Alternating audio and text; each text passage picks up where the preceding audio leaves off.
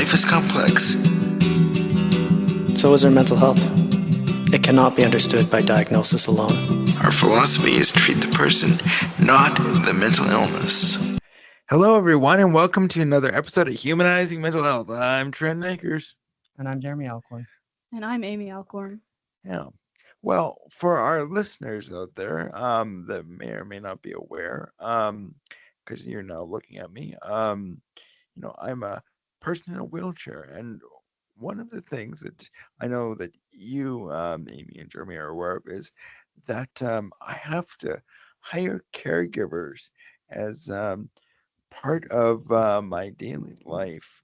And, when I'm interviewing caregivers, do you know what one of the hardest questions for them to answer is? I have a guess. Amy, I think you've been through the interview, though. I have been, and I don't know what it is. Okay. Wow. That just shows how memorable the interview was. Yeah. Well, I guess. Can I guess? sure, go for it. So my guess would be, tell me about your strengths. Yeah. What is your greatest strength? And paradoxically, what is your greatest weakness? And everybody's able to name their greatest weakness, but when you ask people to name their greatest strength, a lot of them struggle. Mm-hmm. Yeah.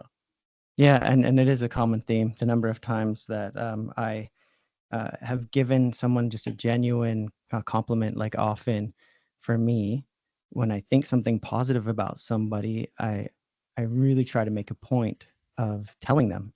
So sending them a text message in that moment so I don't forget, or if I see them, telling them. A lot of people actually have a hard time accepting those comments. Mm-hmm. And I have a thought, and I think it comes down to that we're raised more with a negativity bias. Wouldn't you say, Jer? Makes sense to me. I also think we're raised to try to be humble, but sometimes we take that and we turn it into self-deprecation instead, which is not humility. Mm-hmm. So I'm curious, Amy, with that in mind, what is the difference between being humble and being self-deprecating? I think with humility, somebody who is truly humble, um, two things can be true. You can be humble and you can have a good sense of self-esteem and confidence at the same time. Mm-hmm. And I think when you have a combination of both, it makes a really great, strong person. Where somebody who's self-deprecating may on the outside seem humble, but on the inside, they might actually have a ton of self-pity, which is kind of the opposite of humility. It's really focusing on yourself more than anything because of that negativity. Mm.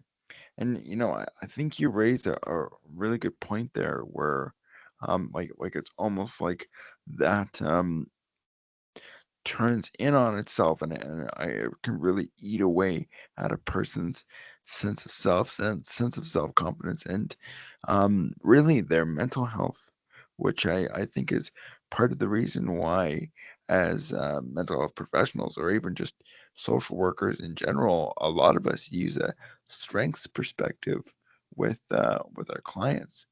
I just wanted to say quickly, that also reminds me, I've heard something about um, narcissists, like people who have kind of narcissistic tendencies. They actually don't have a good sense of self-esteem. They actually feel like they have to fill in this void by um, being more self-centered and stuff because they have a lack of who they are and insecurities. Yeah, and that's very apt. Whenever I talk to a lot of my clients about narcissism, I talk about it basically with the idea of narcissism is, to use an analogy, is like having cracks in the foundation of a house, and rather than going through and being able to fill those cracks and shore up that foundation, that what they do is they put on a really nice chipboard, really great paint, and they make it look nice, and they may even use other people or criticize other people as a way of building themselves up, but really at that core, the, there's that core instability that's there that uh, is not able to go to be dealt with because they're focusing on the facade. Yeah, so fundamentally in terms of being able to be healthy, being able to connect to other people, we want to focus on strengths, um, to overcome weaknesses, and and not to have that false front that somebody then has a tendency to create. Yeah. Hmm. Hmm. Yeah, and oh my God, I think when we talk about strength, I think what we're doing is we're talking about genuineness there. Yeah. Yeah, Hmm. Trying to be authentic. Yeah, like Your true no self. need to be able to to hide yourself. Yeah. hmm, absolutely. And I think because as we were preparing this for today, because sometimes for a lot of us, as we pointed out, that it can be difficult to recognize what our strengths are, because at one point our strengths, through different lenses or different perspectives, could be viewed as weaknesses by different people. Hmm. Would that be fair to say? Yeah. And I think in part because not everybody values the same things. Hmm. So, Yeah. someone that really values work, is going to not line up very well with someone else who really, values a more relaxed life. Hmm. So, Yeah. mhm. And yeah, with that in mind, you thought of a song, Amy, that kind of typifies the strengths perspective. You want to tell everybody what it is? Yeah. So, um, the strengths perspective is something that I've been really thinking about and learning about for the past while. I'd say it's my favorite, like, theoretical approach when it comes to therapy. And I was thinking about when I'm playing a game, sometimes you're given cards that might seem unfair, but sometimes in the game you still end up winning because of the way that you played your hand. And I was thinking that's just like life. We're all given different tools, we're given different opportunities, and some of us might seem to have like unfair advantages or unfair disadvantages, but it's not comparing yourself to others that's going to help you. It's saying, what do I have and how do I use what I have to live the best life that I can? And I thought, wow, that's exactly like the song The Gambler. I know my dad, he and his family really love The Gambler. At family reunions, it's a song that's sung all the time around the fire. And as a kid, I didn't quite understand what it meant, but as I got older, I was like, wow, this is a very important song. It's a very important tale for what life is about. So I thought that we could share that today in the podcast. Yeah. So, if it's all right, what I'll do is I'll state it like as a poem. So many of you may know this song. It's obviously been in the popular culture for a very long time, so 40 years or something.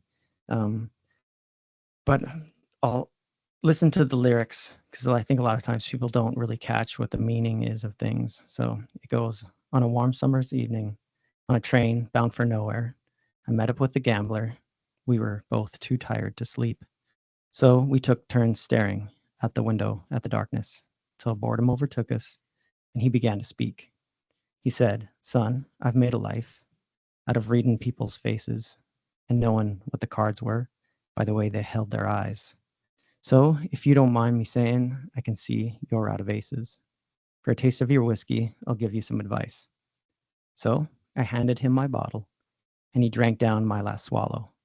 Then he bummed a cigarette and asked me for a light. Then the night got deathly quiet, and his face lost all expression. He said, "If you're going to play the game, boy, you got to learn to play it right. You got to know when to hold 'em, know when to fold 'em, know when to walk away, know when to run. You never count your money when you're sitting at the table. There'll be time enough for counting when the dealing's done. Every gambler knows that the secret to surviving is knowing what to throw away and knowing what to keep, because every hand's a winner and every hand's a loser, and the best that you can hope for is to die in your sleep." And when he finished speaking, he turned back towards the window, he crushed out a cigarette and faded off to sleep. And somewhere in the darkness, the gambler, he broke even. And in his final words, I found an ace that I could keep. You got to know when to hold them, know when to fold them, know when to walk away, know when to run. You never count your money when you're sitting at the table. There'll be time enough for counting when the dealing's done. Mhm.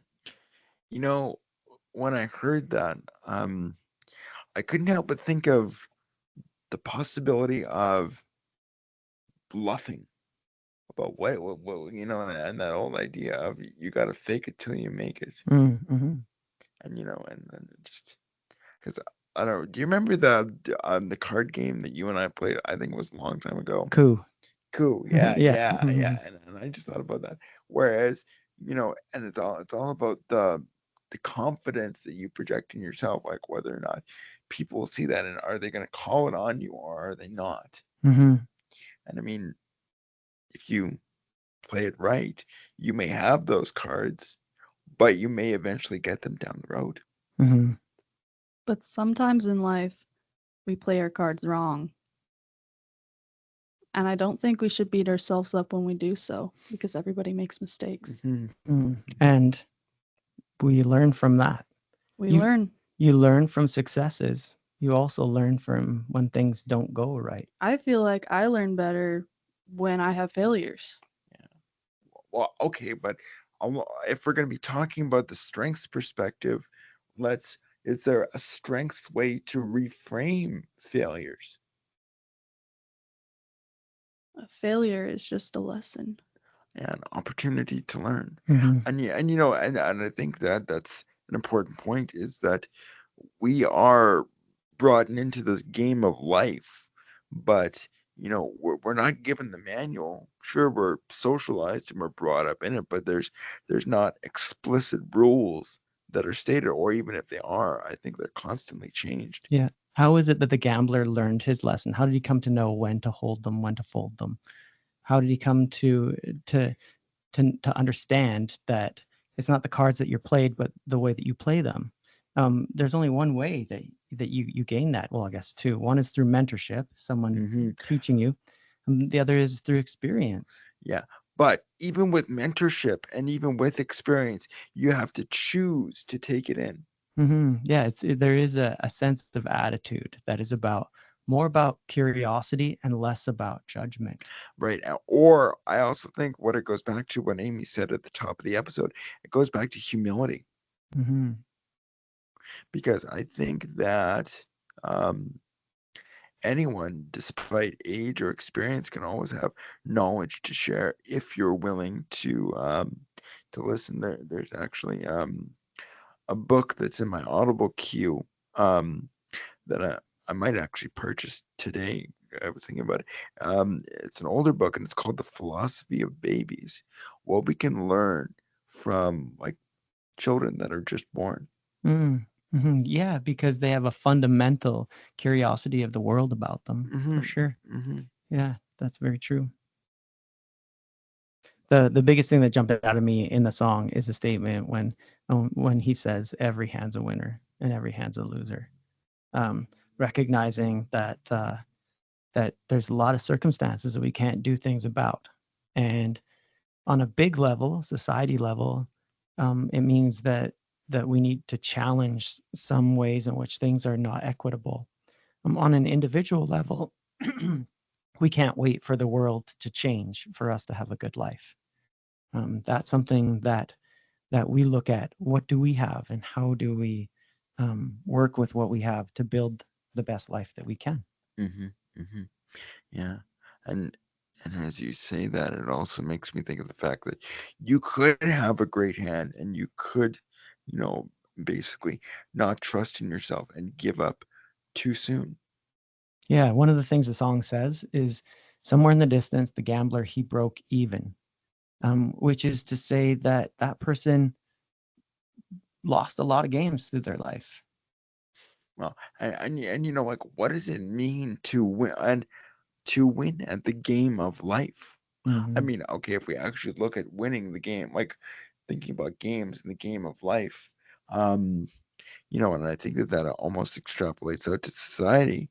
Whereas, if you win at the game of life, it's about having a good career and all that jazz and making a certain level of money. But is that really come down to the quality of life that a person wants? Because sure, on an objective level, I mean, sure, yeah, working as a Fortune 500 CEO, having, you know, 20 grandkids and, having a giant mansion sure sounds like you've won at the game of life. But, you know, at what cost? And Yeah. maybe some people get to that point where they have everything, and then they sit down and they say, "Now what?" Hmm. And they think about their life, how their life was always reaching another goal. And now that all the goals are accomplished, they sit there and they realize all the small moments that had gone past that they didn't pay attention to because they were so focused on an arbitrary goal. And I think at that point, some people realize that that was not happiness. Hmm. Hmm. So, as we talk about the strength-based perspective and the way that I see this, I've supervised students for a very long time. And one of the common things I've seen within students, they come in and they're really intimidated. They are very concerned about the level of responsibility they have to help someone in their life, and they think they can't make any mistakes. And of course, that's impossible. Another metaphor that I find very useful is like a soccer game or a hockey game. So when you're playing soccer, you got this dynamic process happening, and if you mess something up, it most of the time doesn't result in a catastrophic loss. Most of the time, it's your next step that you take, how you play the next 5 seconds after you have messed something up. Do you stop? And a lot of people, after they mess something up, will stop. They'll shake their head, but the play is still happening around them. And if you stay in the play and you alter your response Hmm. to correlate with what is happening, then you actually haven't failed. For students, a lot of times I say to them, you give a reflection and you got it wrong. Well, most of the time, the person that you're providing therapy for tells you you got it wrong. Not only that, they explain to you what they really think and feel. Well, that's what you wanted anyway, was for them to figure out this connection between their emotion states, their behavior, their thoughts. And when you get it wrong and they hear that it's wrong and they feel that it's wrong, then all of a sudden they start to connect the dots inside themselves. So is it really a failure?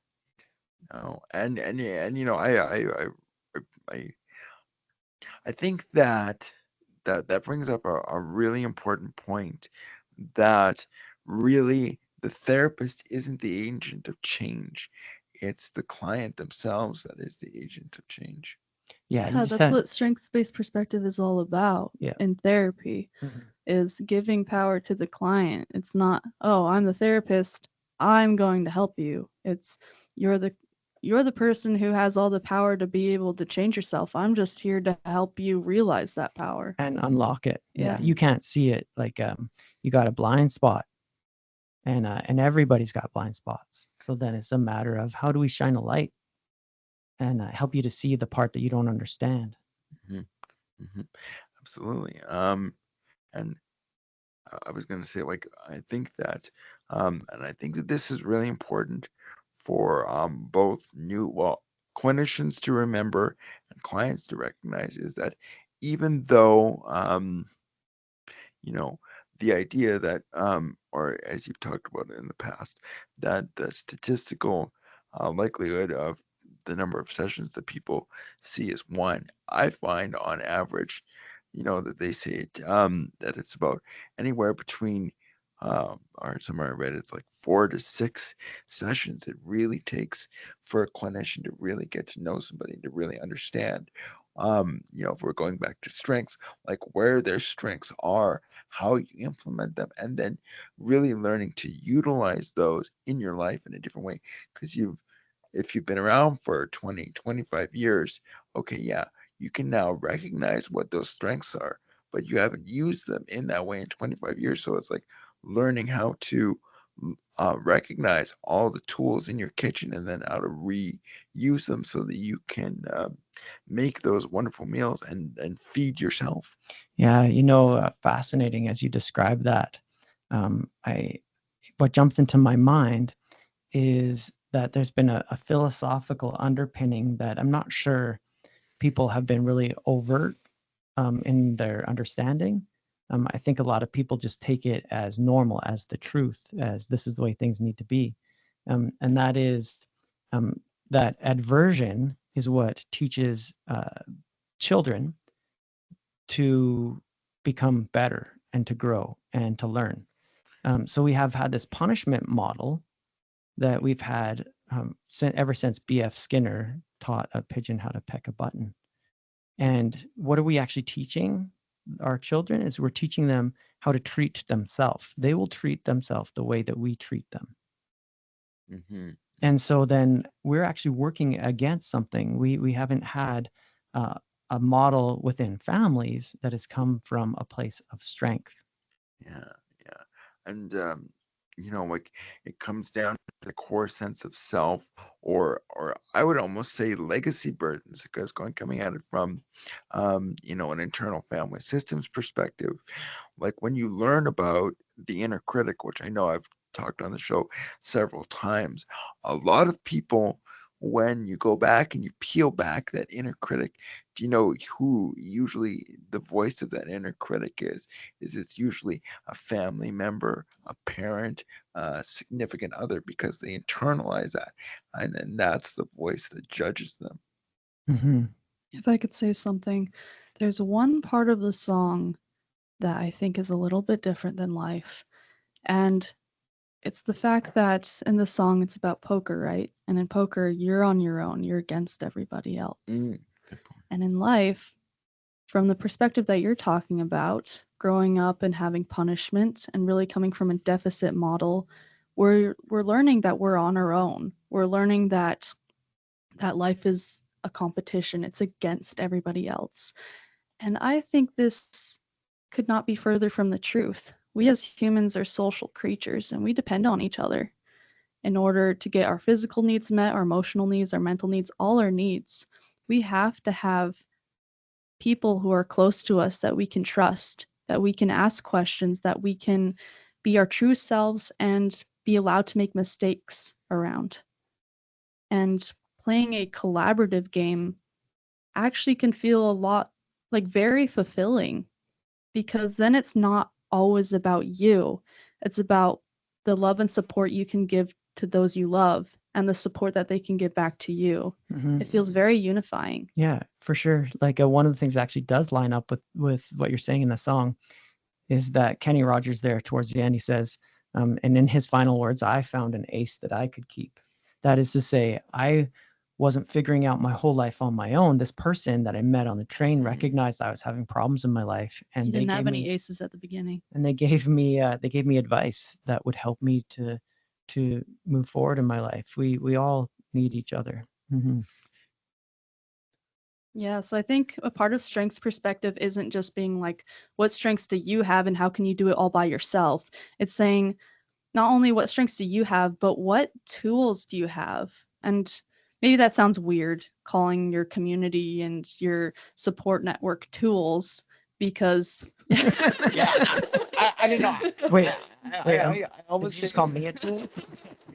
well, because you get stuff out of them, but they get stuff out of you. So it's a mutual relationship. It's more resources. So yeah, resources. Look at who's in your life and how can they help you and how can you help them? yeah. What's the old saying? I always think about that one banner from when I was in high school. It was had all the Peanuts characters where it's like, not everybody's not good. Nobody's good at everything, but everybody's good at something. Mm-hmm. So it's like, yeah, it's like if you're not good at, recognizing your own strengths, and I think, and even too, that's why like when one of the things I get clients to do to begin to recognize their own strength is that it's easier to recognize your strengths or recognize strengths in other people So how can you talk to yourself like you talk to your best friend? Yeah, totally. Totally. Yeah. How would what if I was talking to you and Hmm. you'd ask me a question, then how would I support you? And envision that process happening, that looking in a mirror or the camera facing forward from your phone and going, if this is a good friend, what would I say to them? Yeah. I just have to pull out my phone here because I'm thinking about a really good website for people if they want to work on their inner dialogue and things like that. There's a psychologist that's developed an excellent website for this. Just give me one moment here. Yeah, no problem. Um, That was messaged to you. Curious, who sent it to you? no, no, I sent it to. I've been sending it to people. Oh, So I see. the um the website is selfcompassion.org, and I'm trying to think who the therapist is. It is, um, but she's written several books, and actually, there's a lot of different resources on there. So for a lot of us, when it comes to building up those strengths, it's also about having self compassion for yourself. So if you want, for those of you that are, looking to build your strengths from the inside out, that may be an excellent place to start. That's with a lot of journaling and helping people to soften the words of their inner critic. Yeah, like I think a big part of this is recognizing that we're not actually in some way um, being blind to the world and not looking at the things we need to change, that we need to work on. That's not what a strengths perspective is. It's just not focusing on deficits. Um, it's a process through which you're going, how is it that I can draw on the resources that I have internally and externally to grow, rather than beating myself up for the things that I do wrong or that I see that I need to change. Yeah, Yeah. it's really going from from learned helplessness to learned optimism. Like, do you remember? I think you and I, Amy, we talked about the two dogs that are in a cage. Do you remember those? Is that like the one you feed is the one that lives type of thing? No, no, Oh. it's the idea of if you have two dogs in a cage and one is before going in has been repeatedly shocked, so that whenever they go to the front of the cage, that they're going to get a zap. Oh, right. And then the other one hasn't, and then you put the same two dogs in a cage, but there's no, like, it's open. The dog that has been repeatedly zapped, that has learned that sort of deficit perspective, it won't get up and get moving because it's internalized those negative perspectives, whereas the other Mhm. one will, get up and just leave. Yeah, right, totally. Yeah, learned helplessness. And same thing with elephants that you have set in a stake, Hmm. and they can When only they're go so babies. so far. Yeah, when they're babies, Hmm. then they'll never move beyond the point of tether, even though the tether's gone. Hmm. Absolutely, yeah. So with learning your strengths and recognizing them, it's about recognizing that there is nothing holding us back. Just we just need to recognize the freedom that we have. Or That can be hard to do when your whole life you've been zapped.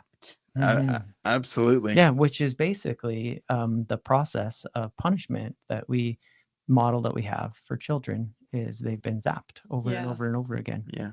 I was going to say another thing that shouldn't be confused with strengths perspective is like toxic positivity, Oh, toxic optimism. yeah. And actually, there's a really good YouTube video that talks about learned optimism, and basically, if you do toxic positivity, um, in the video, they basically do say, like, being toxically positive is actually being overly stupid. Which I played that in groups several times, and if you want to make a group of people dealing with anxiety and depression laugh, just mention the fact that toxic positivity, or as they may say, shining sunshine up somewhere, is stupid. That's great, because, yeah, because that can almost make you overly confident Hmm. and then blind to actually learning from your mistakes. Yeah, there's an interesting transition that happens at some point in time. Parents have an innate strength perspective inside of them. So you've got this little infant baby, takes about a year-ish for a baby to learn to walk. And when that baby's first pushing themselves up onto their feet, then the parent just lights up. What is that? That is this massive encouragement. And the baby falls because that's what babies do. And the parent doesn't punish them for falling. They don't go, "Oh, wow, you're a horrible little kid that can't walk your first try." Bad Mhm. baby. Yeah. They put their arms out and they say, "Come on, you can make it. You can do it. Come on, you can make it." And it doesn't matter how many times the kid falls, the parent still is there for that. And at some point in time, there's a transition in which a child does something that's wrong or so-called falls, and they receive, instead of that positive process of being able to help them learn, they receive punishment. Mm. And and why do you think that is, yeah? Well, I think that at an innate level, we know this. Parents know the innate process that needs to happen for children, um, and but there crosses a line at which all of a sudden what is happening is not convenient for the parent. Mm. Having your kid um, go and take all of your wedding pictures and throw them over top of one of the gates that you have set in the living room so that they can't get into the kitchen. And then all of a sudden, that wasn't convenient for you. In that situation, though, I don't think actually we did give you any punishment, Amy. And none of the pictures actually broke the glass. It was kind of amazing. Maybe I was being gentle.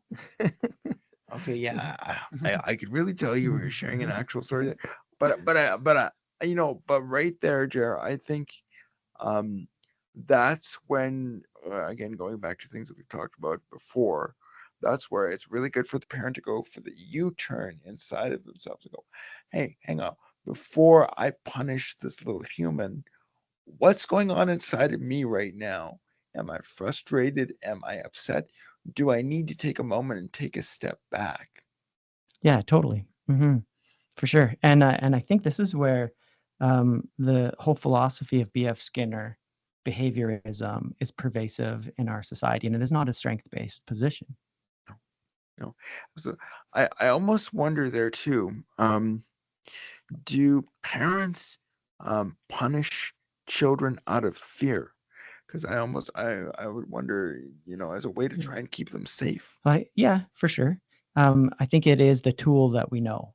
Hmm. So, for example, your kid throws your pictures over top of a gate. Well, what is happening there? They're trying to explore their world. They're Hmm. trying to figure things out, understanding that they're trying to explore their world and being able to help them to understand risk, helping a child to understand that a stove is hot so that they don't get badly burned, rather than getting angry at them, helping a child understand that cars are on the street and that they'll get run over rather than getting angry at them. Of course, in the moment, if a child is running towards the street, you got to do something about that, and yelling at them very loudly to scare them is probably actually a good idea. Hmm. But that tool shouldn't be used nearly as often as what it is. Yeah, it's kind of like the old saying, if all you have is a hammer, then everything looks like nails. Mm-hmm. Yeah, and I think that also goes back to what you've like said several times over, where it's like a parent is bigger, wiser, stronger, and kind. Yeah. Mm-hmm. Yeah. Um, Going back to the positive or the toxic positivity, I had heard once that there was kind of this experiment done on prisoners of war during World War II, I believe, um, where they looked at prisoners who were three different categories. One category that was like very like negative, like I'm gonna die in here, like there's no hope. Hmm. And one that was like very positive, like I can't wait until I get out of here and see my family. And when the war is over, very, very hopeful. And then a third group that was kind of like in between, like kind of neutral, trying to be realistic, maybe one day I'll get out of here. I don't know if my family's alive. And they found that I actually can't remember the details specifically. I don't remember if it was suicides or just like depression, but the most like negative outcomes came first from the group that was very negative, then the group that was very positive, because they came home and they found out that maybe their family had left them or wasn't there anymore, or had died during the war. And the group with the most positive outcomes mental health wise was the one that was trying to be realistic. So I guess my question is, how do we balance out that toxic positivity? How do we be realistic but still try to find our strengths and not drag ourselves down in negativity? Where do we find that balance? I want to, and I'm glad that you brought that up. I just want to read you a quote about learned optimism. I'm just trying to get my. Because I do think it comes back to some things you were talking about earlier, the resource that you talked about self-compassion being a big part of that. Mm-hmm. There it is. So this is something that I share with people quite often. And it talks about the difference between learned helplessness and learned optimism. And learned optimism is not the superficial positive thinking or cheerfulness. It acknowledges pain and disappointment, but views it as setbacks to be overcome. And I think that that is one of the biggest things, that's where we find that middle road, where again, it's all about how you frame it, where it's like we're not just going to ignore it. We're not going to say that it doesn't exist, or we're not going to see it as insurmountable. We're going to try and see it for what it is, and then what are the resources that we have to deal with that, and then what is the most reasonable expectation that we can get out of this. For example, like with my disability, could sort of an overly positive perspective would be that, hey, whoa, I'm going to be able to get up and I'm going to be able to dance and sing, and there's going to be no problem with me whatsoever. Or with my disability, I could also say, oh, this is going to overtake my entire life and I'm never going to be able to do anything at all. But a more learned optimistic perspective would be, okay, what are my skills that I can do? What are my physical limitations? But then what are the resources and people in my life that can help me through? And trying to work with that and adjust my goals as I go. Does that make sense? Mm-hmm. Yeah. I think another thing from coming from a realistic perspective is people who are more successful in life come from the place where they know that there are going to be setbacks, there are going to be errors, there are going to be mishaps that happen, regardless of how much they try. And this doesn't mean you have to be like, oh, something bad happened, I give up. But you just have to come with that in mind and prepare. Like, if I need to drive somewhere, I might go early because what if every single light is a red light? Or what if there's construction? Like, those are all things that I can't control. But what I can control is leaving early with the expectation that there might be bumps along the road. I think a lot of people expect we have to be perfect. We have to live a perfect life where nothing ever goes wrong. And I think from a realistic perspective, things will go wrong and we need to adjust to them. And just because something goes wrong doesn't mean that it's all over or that you're a failure. In fact, you can take sometimes what goes wrong and turn it into an advantage. Mm-hmm. To quote Wayne Gretzky, you miss 100% of the shots you don't take. Yeah, totally. Yeah. Mm-hmm. But yeah. So as we kind of come close to the end of the episode, usually there's some kind of reflection that we do. And certainly, of course, the two of you can wrap up your thoughts however you wish. The reflection that I bring today has more to do with some of my life experience and realizing in my own life what represents a strengths perspective. So I didn't know that I had an attention deficit disorder when in my youth. I just knew that school felt like it was impossible, and I had about a 65% average ending high school. So going on into university, the reason I was able to get in is because I was a mature student. I'd been out of high school for 4 years, and so they had a lesser standard that needed me to get in. And I was actually absolutely terrified. Like I had a panic attack the first day I went to university, thinking this is impossible. I can't do this. And what I found was that I just needed to structure myself maybe differently than other people. When it came to writing a paper, I had to recognize it was so massively overwhelming. And I needed to start writing that paper a month before it was due so that I would have this 15-page paper. I would sit down and I'd go, okay, I'm spending 1 hour today, spending 1 hour tomorrow. I would end up taking like 3 times as long as someone else to get the material together.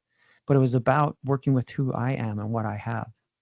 And in my life, I know that I could have just decided that I wasn't good enough and that I wasn't smart enough and that I couldn't accomplish this. It's not easy, but I think it comes from a place of finding out what are your resources, not what are your deficits. Mm-hmm.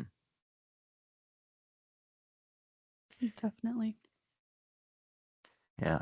I was trying to think as we were going through there, or through this whole talk, I couldn't help but think of the movie Batman Begins, and particularly that one quote from Alfred, like near the end of the movie, as Wayne Manor is burning down. Because I think that a lot of us have that feeling, like where we can go from the greatest heights, and then everything is crumbling down around us. And he goes, Master Wayne, why do we fall? So that we can learn to pick ourselves back up. And I think, that's really what it comes down to, is that when we're talking about strengths, we're talking about resiliency. And, even though Batman may be the Dark Knight, he wouldn't have been able to make it through there without Alfred reminding him of the strengths inside of himself. So, if you're having a hard time recognizing those within you, find somebody that that can give you that balanced perspective, and ask yourself, or either ask yourself or go to them and say, you know, what are the good things that you see inside of me? And then think to yourself, how can I use those to deal with the challenges that I'm facing? Mm-hmm. I was gonna say, Dad, when you were speaking about focusing on yourself, even though it'd take you three times as long as your peers, I was thinking of the quote, "Comparison is the thief of joy," and I think it's more than just the thief of joy. I think it's the thief of yourself. Like you're losing yourself when you're comparing yourself to others, and when you can focus on yourself and not on the things that you cannot control, then you can find joy. You can find strength in that. Yeah. Well said, Amy. Well said. Yeah.